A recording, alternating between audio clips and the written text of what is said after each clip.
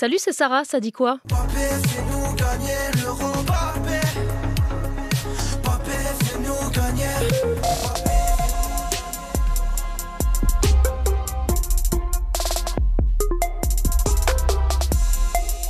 Ah, c'est la fête de la musique aujourd'hui, donc j'en profite. Deuxième rencontre des Bleus ce soir dans cet Euro de foot, mais je t'en parle un peu plus tard dans l'épisode.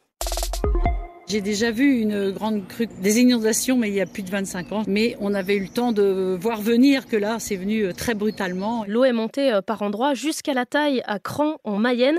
La vigilance rouge de Météo France pour crue a été levée ce matin. Loudon, la rivière qui est sortie de son lit, a atteint un niveau historique hier après-midi et s'est montée donc très vite. Tiens, écoute cet homme qu'ont rencontré mes collègues de France Bleu en Mayenne. Lui a été accueilli dans une salle municipale. Et donc je me suis retrouvé avec 40 cm d'eau dans ma cuisine et dans mon salon, les pieds dans l'eau.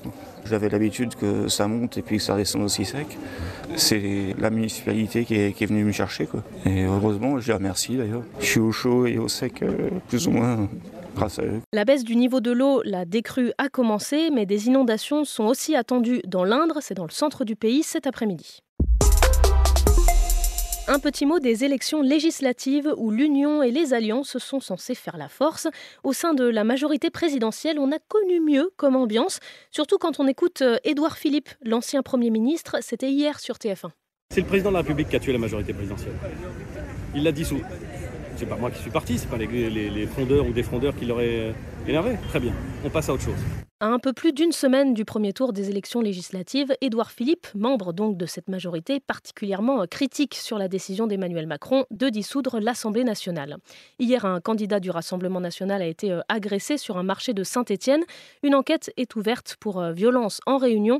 Un acte des milices d'ultra-gauche, soutien du nouveau Front populaire, selon Marine Le Pen. La candidate de la gauche à Saint-Étienne a rappelé qu'on peut avoir des débats, mais jamais on ne s'en prendra à un candidat. D'ailleurs, si tu as des questions ou des remarques sur ces élections législatives, tu peux nous envoyer un vocal.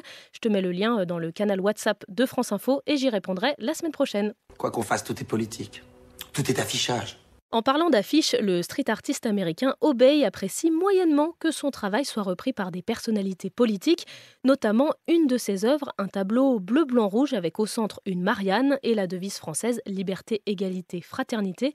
Il en a parlé avec mon collègue de France Inter, Julien Baldacchino. Cette image, elle a été faite après les attentats du Bataclan. C'était un geste de soutien, de compassion.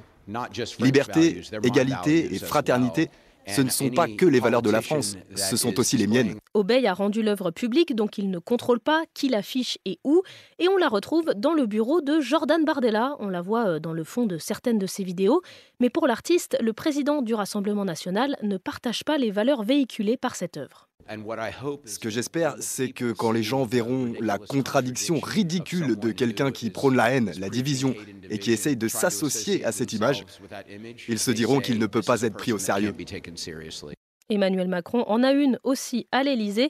Pour Obey, c'est dans le bureau d'Anne Hidalgo, la maire de Paris, que ses œuvres ont le plus leur place. Kylian va très bien, le nez un peu dégonflé. Antoine Griezmann plutôt rassurant sur l'état de Kylian Mbappé. Ce soir, les Bleus jouent contre les Pays-Bas pour leur deuxième match de l'Euro. Mais alors avec ou sans Mbappé, on ne sait toujours pas.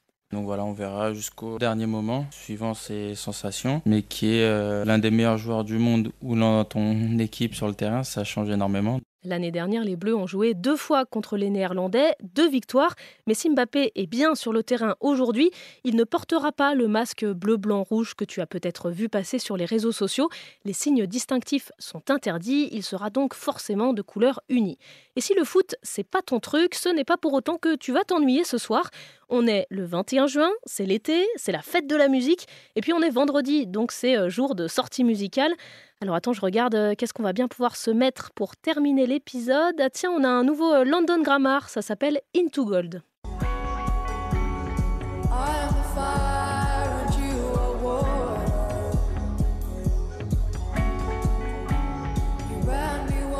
Sinon, il y a le nouvel album de NASA. Cette chanson, c'est Une histoire avec Tiakola.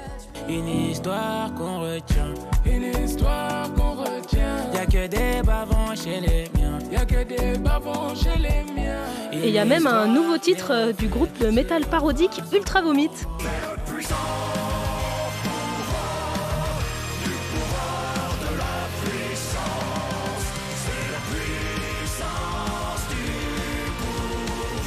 Allez, je t'en mets encore une autre. Je sais pas à quoi tu joues. Tu fais des accents, t'as pris un coup.